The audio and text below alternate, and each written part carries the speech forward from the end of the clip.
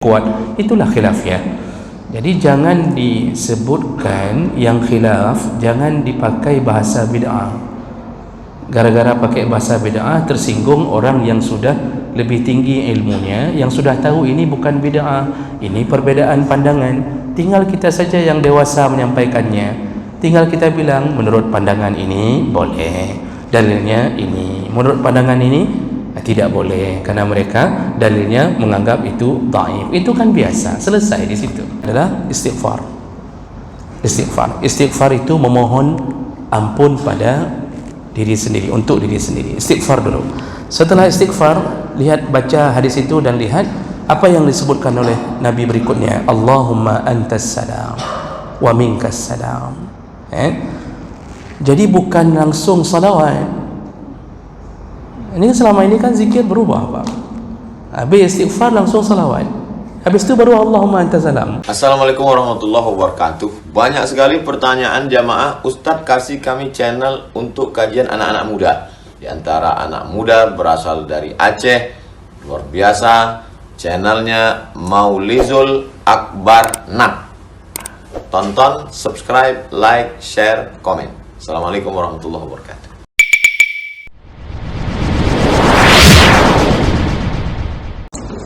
Assalamualaikum warahmatullahi wabarakatuh.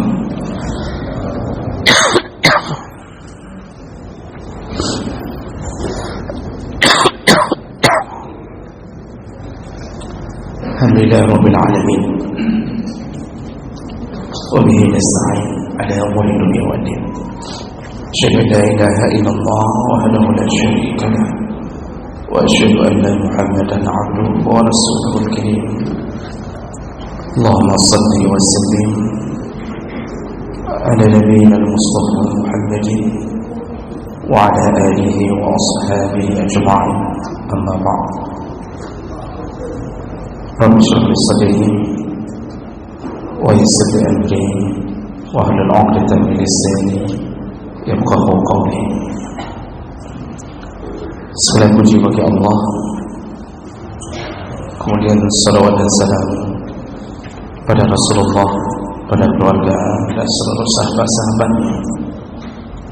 Ya Allah, muliakan bapak dan ibu yang telah berhadir karena Allah, dan mudah-mudahan kehadiran kita menjadi pahala di sisi Allah Subhanahu wa taala.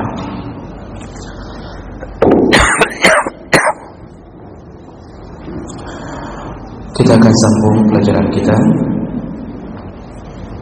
dan kita sedang membahas tentang adab berdoa.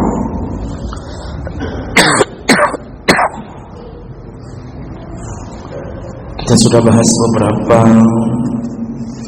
adab sebelum berdoa, sekedar mengingatkan ulang karena sudah lama tidak bertemu. Ini sebelum berdoa itu disunnahkan melepaskan diri, dianjurkan atau diwajibkan bahkan melepaskan diri dari harta yang haram, karena harta haram bisa menyebabkan tertolaknya doa. Lalu disuruh berbanyak melakukan amal-amal yang menyebabkan ridha Allah sehingga mudahnya diterima doa. Di antaranya memperbanyak ibadah yang sunnah di luar yang wajib, karena ibadah sunnah menyebabkan kasih sayang Allah, dan Allah akan buka kesempatan untuk diterima doa lebih besar. Lalu disuruh melakukan birrul walidain, yaitu berbaktilah kepada kedua orang tua. Kemudian disuruh cari utamakan berdoa di waktu-waktu dan tempat-tempat yang diistijabahkan doa. Dan kita sudah bahas panjang mana waktu-waktu yang diijabahkan doa dan di mana tempat-tempat yang diijabahkan doa. Itu diutamakan untuk dicari. Baik. Kemudian kita juga sudah bahas sedikit adab ketika berdoa. Jadi kita sudah bahas sebelum berdoa, lalu ketika berdoa. Nah, ketika berdoa itu disunnahkan menghadap ke kiblat. Sunnah ketika berdoa menghadap ke kiblat. Jadi bukan wajib, tetapi menjadi bahagian daripada mudahnya diterima doa, dan itu berdasarkan beberapa hadis Nabi sallallahu alaihi wasallam. Kemudian disunnahkan untuk mengangkat tangan ketika berdoa. Jadi sunnah hukumnya mengangkat tangan. Walaupun mengangkat tangan bukan kewajiban, tapi dianjurkan. Ada beberapa hadis yang menyebutkan tentang sunnah mengangkat tangan. Di antaranya dari Ibnu Umar, Rasulullah sallallahu alaihi wasallam rafa'an nabi yadahu, Nabi mengangkat tangannya, faqala, lalu beliau berdoa, Allahumma inni abra'u ilaika mimma sana'a Khalid. Ya Allah, aku berlindung kepadamu daripada perbuatan yang dilakukan oleh Khalid bin Walid.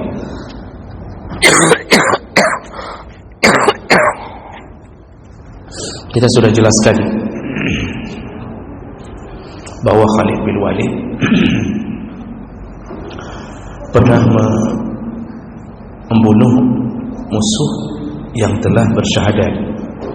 Jadi Khalid bin Walid beranggapan ini syahadatnya dia hanya untuk menyelamatkan nyawanya, bukan benar-benar ingin masuk Islam. Jadi Khalid bin Walid tidak peduli dengan syahadatnya dia, langsung dibunuh.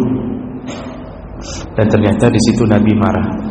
Lalu Nabi berdoa, ya Allah, aku tidak tanggung jawab terhadap apa yang dilakukan oleh Khalid bin Walid. Dan beliau ketika berdoa itu mengangkat tangannya.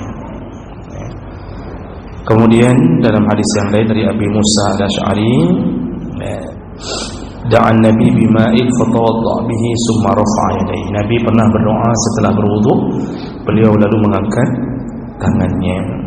Lalu berdoa, Allahumma ighfir li Ubayd Abi Amir wa ra'aitu bayadha ibtai. Jadi beliau mendoakan keampunan bagi Ubayd Abi Amir, dan kami melihat putihnya ketiak Nabi sallallahu alaihi wasallam. Ini maksudnya tingginya tangan Nabi ketika diangkat.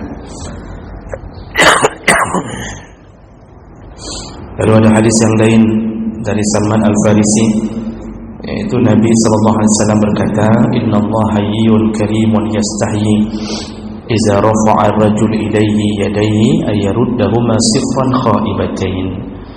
Rasulullah mengatakan bahwa sesungguhnya Allah itu malu sekali. Allah itu malu sekali dengan kemuliaannya. Allah malu kapan? Yaitu ketika seorang hambanya mengangkat tangan memohon kepadanya, lalu tangan itu kembali ke pangkuan atau ke pahanya, dan dia tidak mendapatkan apapun. Itu malu sekali. Jadi maksudnya Allah tidak akan biarkan seseorang yang sudah mengangkat tangannya dan sudah terlepas daripada penghalang doa, tidak akan Allah biarkan tangan itu kembali dengan tangan kosong. Pasti diijabahkan doa. Nah, bahasa Nabi adalah bahasa, yaitu seseorang mengangkat tangannya. Allah tidak akan biarkan tangan itu turun kecuali dikabulkan permintaan. Nah, ini semua hadis-hadis ini adalah hadis-hadis riwayat Bukhari Muslim, dan semua yang terakhir tadi kita baca riwayat Abu Dawud, Ibnu Majah dengan derajat yang sahih. Jadi sunnah mengangkat tangan.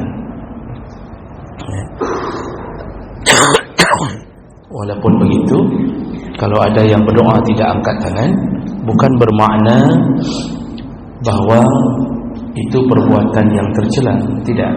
Karena berdoa tanpa mengangkat tangan pun disebut doa. Misal seseorang mengucapkan sesuatu, dia tidak angkat tangannya, itu pun doa. Namun ketika kesempatan mengangkat tangan bisa, maka berdoalah dengan mengangkat tangan. Kita sudah jelaskan bahwa mengangkat tangan itu ada beberapa model. Ada yang model mengangkat tangan yang sering dalam keadaan normal, yaitu sebatas pundak. Jadi berdoa sebatas pundak. Kemudian ketika hajat kita lebih tinggi, maka angkatlah tangan lebih tinggi. Makanya Nabi ketika salat istisqa lalu berdoa, Nabi mengangkat tangannya setinggi-tingginya sampai nampak ketiak putihnya, kata sahabat. Ini menunjukkan tinggi sekali tangan Nabi diangkat. Jadi semakin tinggi hajat kita, semakin tinggi tangan yang terangkat. Ya. Baik, nanti ada tempat juga yang dianjurkan untuk tidak angkat tangan.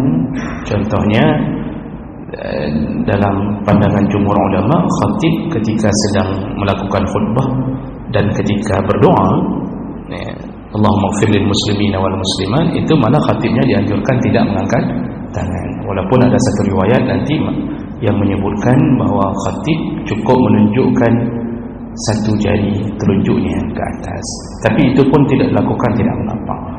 Ya. Dalam mazhab Syafi'i lebih kepada pandangan tidak mengangkat tangan. Sedangkan makmum boleh angkat, boleh tidak. Itu pun khilaf dalam pandangan para ulama. Makmum yang menjawab doa itu boleh angkat, boleh tidak. Ya. Allah alam, saya baca Imam Nawawi lebih menganjurkan untuk tidak mengangkat tangan. Ya. Tapi bolehkan untuk mengangkat tangan. Jadi masalah-masalah begini sebaiknya tidak usah diributkan. Yang ada cuma bertambah sakit perut, batuk, flu dan pilek saja. Yang biasa, yang buk-buk gigi-giginya nah ai dah pegarudan. Jadi janganlah terbiasa hal-hal kecil yang tidak berefek kita jadikan hal besar. Kita ini disibukkan dengan hal begitu, sedangkan penjajahan di atas ekonomi kita, di atas politik kita, itu tidak kita fikirkan. Bagaimana hancurnya anak kita hari ini dengan HP, gambar porno, video porno, itu tidak jadi bahan pikiran. Sibuk dengan kunut, dengan peluk-peluk turun kan. Jadi ini harus ditanamkan dalam ini, karena ini mendekati akhir zaman. Mendekati akhir zaman, banyak hal-hal besar yang harus dipikirkan dibandingkan khilafiyah yang tidak menimbulkan dosa. Jadi bukalah pikiran lebih jauh, lebih luas, agar persatuan kita lebih kuat. Jangan diributkan masalah hal seperti ini. Berikutnya, kita sambung berikutnya, yaitu sunnah ketika berdoa, ad-du'a bi batinil kaf, yaitu berdoa dengan cara mengajukan batin al-kaf ketika berdoa. Batin kaf ini, jadi ketika berdoa ini yang diangkat ke atas, batinnya, bukan zahirnya. Jadi berdoa itu begini. Nah, masalah ini disebutkan dalam hadis Nabi sallallahu alaihi wasallam.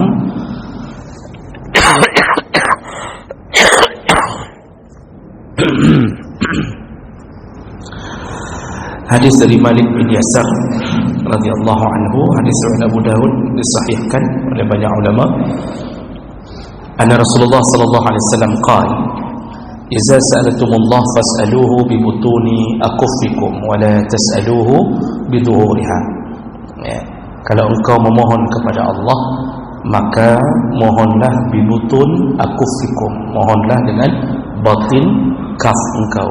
Kaf itu telapak tanganmu. Jangan engkau memohon kepada Allah biduhuriha, dengan zahir. Ini zahir. Tangan itu kan zahir, batin. Jadi kalau suruh berdoa disuruh dengan batin, tidak disuruh dengan zahir. Kecuali dalam pandangan banyak ulama, terutama mazhab Syafi'i, itu membolehkan berdoa dengan punggung telapak tangan ketika doa tolak bala. Nah, itu dibolehkan terutama dalam mazhab Syafi'i, dan itu mengambil riwayat dari Anas bin Malik radhiyallahu anhu, hadis riwayat Muslim, anna Nabi sallallahu alaihi wasallam istasqa fa asyara bi dhahri kaffai ila as-sama'. Jadi kata Anas bin Malik bahwa Nabi sallallahu alaihi wasallam ketika berdoa meminta hujan, beliau memberi isyarat atau mengangkat dengan isyarat kedua bi dhahri kaffai, kedua punggung telapak tangannya ila sama', Kemudian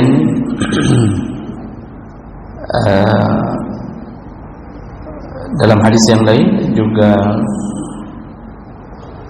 dari Anas bin Malik, anna Nabi sallallahu alaihi wasallam kana yastasqi hakadha, yani wa madda yadayhi wa ja'ala butunahuma mimma yali al-ard hatta ra'aitu bayadha ibtai. Jadi Anas bin Malik juga menyebutkan dalam hadis riwayat Abu Daud bahawa beliau melihat Nabi sallallahu alaihi wasallam ketika berdoa meminta hujan beliau menjadikan telapak tangannya, iaitu batin, ke arah tanah mimma yali al-ard. Jadi dia jadikan batin tangannya ke arah tanah, ya. Hatta raaitu bayad ibtai, sampai aku melihat putihnya ketiak Nabi. Nah, ada riwayat lain juga dari Khalad bin Sa'ib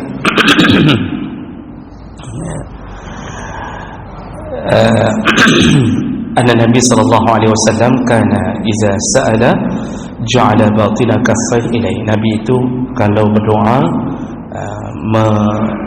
melakukan menjadikan batin tangannya ke atas, wa iza ista'aza ja'ala zahirihima ilaihi. Tapi ketika beliau memohon perlindungan dari bala, beliau menjadikan punggung telapak tangannya ke bawah, zahirnya ke atas. Hadis ini riwayat Ahmad bin Hanbal dalam Al-Musnad, walaupun ada yang menghukuminya dhaif. Nah, Imam Nawawi sendiri dalam kitab Al-Minhaj Syarah Sahih Muslim itu menyebutkan qala jama'ah min ashabina wa ghairihim as-sunnah fi kulli du'a li raf'il bala kal qahti wa nahwi ay yarfa' yadayhi wa yaj'al dhahra kaffayhi ila as-sama'. Jadi kata Imam Nawawi ini yang mewakili mazhab Syafi'i, bahawa dalam mazhab kami atau sahabat-sahabat kami menyunnahkan kalau berdoa li raf'il bala, untuk mengangkat bala, seperti terjadi musim paceklik, kekeringan terlalu panjang, maka ketika berdoa untuk mengangkat tangannya, wa yaj'al dhahra kaffai ila sama', dia jadikan zahir tangannya ke arah langit. Nah, ini pandangan-pandangan tentang dibolehkannya untuk membalikkan telapak tangan yang zahir ke atas, batin ke bawah ketika menolak bala atau memohon perlindungan untuk tolak bala. Walaupun begitu tidak semua setuju. Ya, namanya juga fikih, bang. Itu susah untuk disatukan pendapat karena ada dalil-dalil yang dipahami berbeda.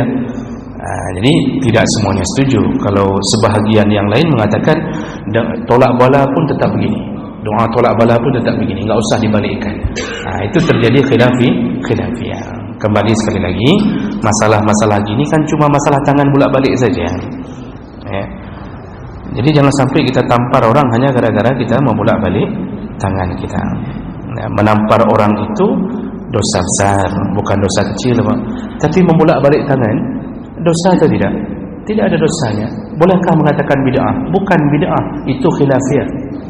Kalau bid'ah itu tidak ada dalil, tidak ada sandaran, kita buat sendiri. Sedangkan tadi kita sudah dengarkan ada dalil. Oh, masalah mengatakannya dhaif, ya, ada yang lain mengatakannya baik atau hujahnya kuat. Itulah khilafiyah.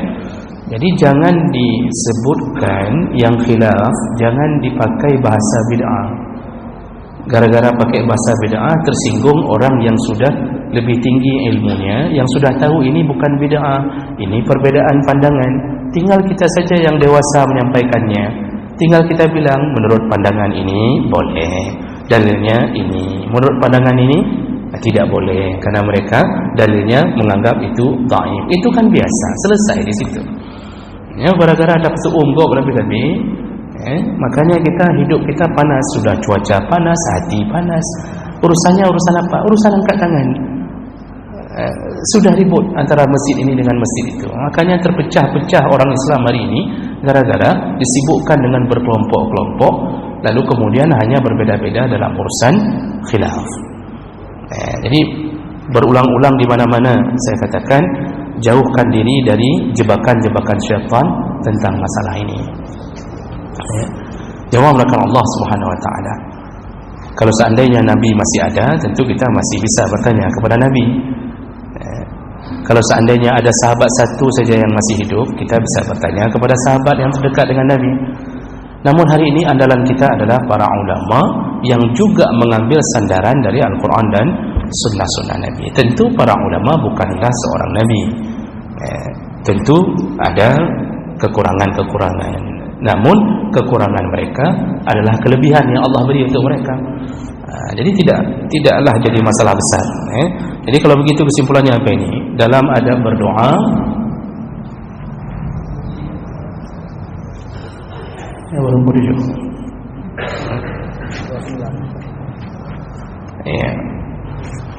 dalam adab berdoa, kalau normal begini tangan sunnahnya. Kalau dalam keadaan sedang memohon untuk ditolak bala, maka dibolehkan melakukan membalikkan telapak tangan walaupun terjadi khilafiyah dalam urusan itu.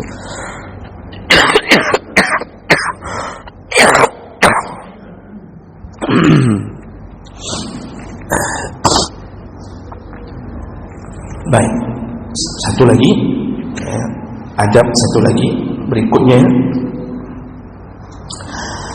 disunnahkan as-sana' 'ala Allah subhanahu wa ta'ala wa ta'zimihi summa as-salat 'ala Nabi sallallahu alaihi wasallam.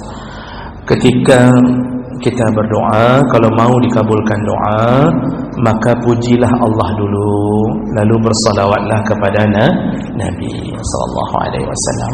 Puji dulu Allah, lalu bersalawat kepada Nabi. Dan ini berdasarkan beberapa hadis, di antaranya dari Fudhalah bin Ubaid, qala bayyana Rasulullah sallallahu alaihi wasallam qa'idun iz dakhala rajulun. Ketika Rasulullah sedang duduk, lalu datanglah seseorang, fasalla faqal, lalu dia salat. Setelah salat dia berkata, langsung dia berdoa. Jadi habis salat, assalamualaikum, langsung Allahumma ighfirli warhamni, ya Allah ampunkanlah aku, sayangilah aku. Faqala Rasulullah, lalu didengarkan oleh Rasulullah sallallahu alaihi wasallam. Rasulullah kemudian mengatakan, ajilta ayyuhal musalli, engkau terlalu tergesa-gesa wahai orang yang salat. Katanya, pekan menan berdoa, kata Nabi. Kenapa tergesa-gesa sekali salat? Tergesa-gesa sekali engkau berdoa. Di situ Nabi mengajarkan, iza sallaita faqa'adta, kalau engkau sudah salat lalu engkau duduk untuk berdoa, fahmadillah bima huwa ahluh, pujilah Allah dulu, segala puji yang layak bagi Allah, wasalli alayya, lalu bersalawatlah kepadaku, summa du'uh, barulah engkau berdoa. Itu cara dan adab berdoa. Puji Allah dulu, baru kemudian salawat, baru minta. Dalam hadis yang lain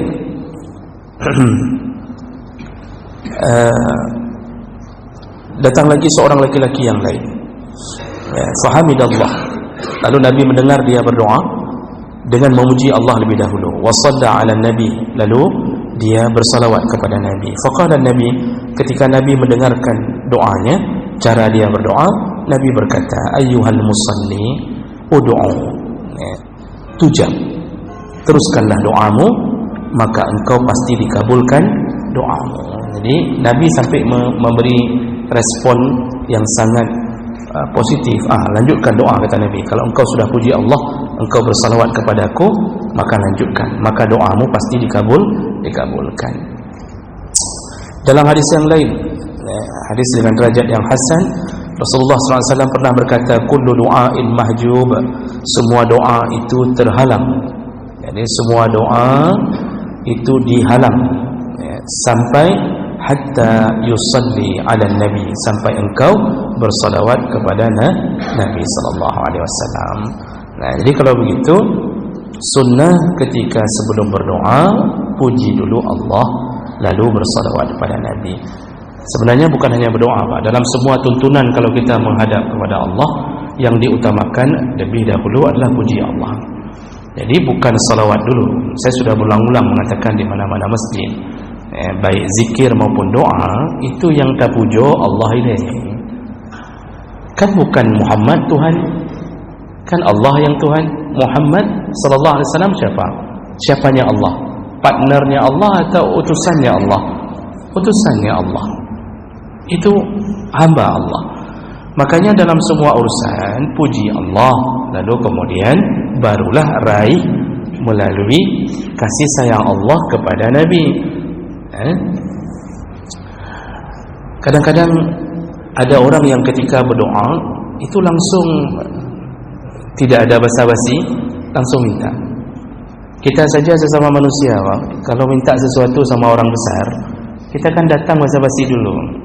Assalamualaikum saja kita basa-basi, assalamualaikum kan, kemudian kita puji bapak itu dulu, masya Allah bapak, kalau nggak ada bapak lu semawin entah bagaimana nasibnya sekarang. Walaupun ada bapak lebih parah lagi, itu nggak dikabulkan langsung. Kita puji-puji dulu, kita bilang kalau perlu bawa parcel, lalu kita bilang masya Allah keluarganya, masya Allah baik-baik, macam-macam lah Pak di situ. Nah setelah dia merasa basa-basi itu cukup, agak tersanjung sedikit, barulah kita mengatakan hajat kita, baru minta utang. Itu biasanya belum tentu dikasih utangnya pun Pak. Tapi itu adab kita meminta pada orang. Itu orang beradab, itu manusia yang tidak berkuasa apapun.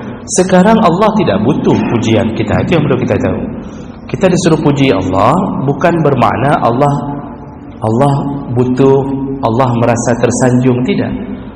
Tanpa pujian pun Allah tetap maha tinggi. Yang mencaci pun tetap tidak menurunkan derajat Allah. Jadi untuk apa kita puji Allah? Agar kita tahu bahwa kita hamba. Yang sedang kita hadapi adalah Allah, Tuhan kita, Malikul Mulki, rajanya di raja, yang bisa memberi segala sesuatu. Jadi sebenarnya Allah hanya menuntut, kamu tahu tidak siapa dirimu? Engkau hamba, akulah Tuhan. Maka pujian itu bukan menyanjung Allah, tapi untuk membuat mudahnya Allah memberi kepada hamba yang merasa diri hamba. Jadi dalam segala hal, kalau seandainya orang sudah memuji dengan puji-pujian terhadap Allah, jangan lupa bersalawat. Jangan lupa bersalawat, karena Allah gantungkan doa kita dengan salawat. Kalau puji saja tanpa salawat juga tertolak. Salawat saja tanpa puji Allah lebih dahulu juga tertolak. Itu hak prerogatif Allah memuliakan Muhammad sebagai seorang Nabi di atas semua hamba yang lain. Jadi ini berlaku dalam semua perkara. Pujilah Allah dulu, bersalawat. Dalam zikir juga begitu Bapak Ibu. Dalam zikir itu disuruh zikir dulu setelah salat. Coba lihat hadis-hadis. Tolong buka kitab Al-Azkar punya Imam Nawawi yang mencantumkan hadis-hadis tentang zikir setelah salat. Jadi disusun, walaupun nanti hadisnya kadang-kadang tidak teratur, tapi susunan yang pertama ketika berzikir itu adalah puji Allah. Jadi kan yang pertama astagfirullah. Nabi dalam satu hadis, itu satu hadis langsung menyebutkan Nabi setelah salat, yang Nabi lakukan pertama dalam zikirnya adalah istighfar. Istighfar itu memohon ampun pada diri sendiri, untuk diri sendiri. Istighfar dulu. Setelah istighfar, lihat, baca hadis itu dan lihat apa yang disebutkan oleh Nabi berikutnya. Allahumma antas salam wa minkas salam. Jadi bukan langsung salawat. Ini selama ini kan zikir berubah Pak. Habis istighfar langsung salawat, habis itu baru Allahumma antas salam. Jadi sangka Nabi sudah di atas Allah. Ini kan sebuah hal yang agak aneh, walaupun sebenarnya tidak sampai jatuh pada dosa, tapi adabnya kita puji Allah dulu, Allahumma antas salam dulu. Setelah itu mau berselawat silahkan. Tapi sebenarnya kan ada pujian-pujian kepada Allah yang panjang. yang panjang. Itu kalau kita lihat hadis-hadisnya, itu setelah Allahumma antas salam wa minkas salam dan seterusnya. Lalu kita disuruh baca la ilaha illallah wahdahu la syarika lah, lahul mulku wa lahul hamdu wa huwa ala kulli syai'in qadir. Lalu disuruh sambung lagi dengan hadis yang lain, la haula wa la quwata illa billah, la ilaha illallah wa la na'budu illa iyyah, lahun ni'mah wa lahul fadlu wa lahus sana'ul hasan. Setelah itu disuruh sambung lagi puji kepada Allah lagi, la ilaha illallah Allahumma la mani'a lima a'taita wa la mu'atiya lima mana'ta wa la yanfa'u zal jaddi minkal jadd. Kan puji Allah madu betul, puji dulu Allah. Nanti salawat silahkan. Jadi Allah alam dari mana bermula saya tidak tahu. Seakan-akan bahawa memulakan dengan salawat lalu menyebut nama Allah di bawah, seakan-akan itu menjadi tuntunan. Padahal sebenarnya kalau kita baca kitab-kitab zikir tidak begitu. Tidak begitu, Pak. Kalaupun sudah terjadi, ya paling dirubahlah, tinggal rubah saja. Tapi Ustaz, nanti ada yang nanya, tapi Ustaz, imamnya kan baca begini, kan kami harus ikut imam. Satu catatan bahawa kita itu yang wajib ikut imam hanya sampai pada salam. Setelah itu tidak wajib ikut imam. Kita punya pemahaman yang mungkin berbeda dengan imam dalam berzikir, kita bisa berzikir sendiri, Pak. Dan jangan lupa wasiat Nabi, apapun zikir yang kita ucapkan, kalaupun padat sekali, jangan lupa untuk membiasakan diri membaca ayat kursi selepas selesai salat. 5 waktu jangan lupa ayat kursi, karena Nabi menyatakan man qara'a ayat al-kursi, barang siapa yang membaca ayat kursi dubura kulli salawat, selepas habis salat 5 waktu al-mafruḍah, setiap waktu wajib, habis itu dia baca ayat kursi, lam tamna' bainahu wa bainal jannah illa al-maut. Tidak ada yang bisa mencegahnya untuk masuk surga kalau dia mati. Syaratnya istiqamah baca ayat kursi setelah selepas salat. Jadi kalau ikut imam jarang sekali kadang-kadang kita mendengarkan ayat kursi. Akhirnya sepanjang hidup kita enggak pernah baca ayat kursi, Pak. Kalau imam mungkin mempercepat mungkin karena ada pengajian. Jadi kan imam baca cepat supaya nanti bisa ada pengajian. Mungkin imam setelah itu baca zikir sendiri. Jadi Bapak Ibu yang Allah muliakan, dalam berdoa juga begitu. Ucapkanlah dulu puji-pujian kepada Allah dengan pujian yang banyak, lalu kemudian barulah kita bersalawat, baru minta. Jadi jangan ketemu sama orang langsung minta permintaan, itu orang langsung menganggap enggak ada adab. Baik.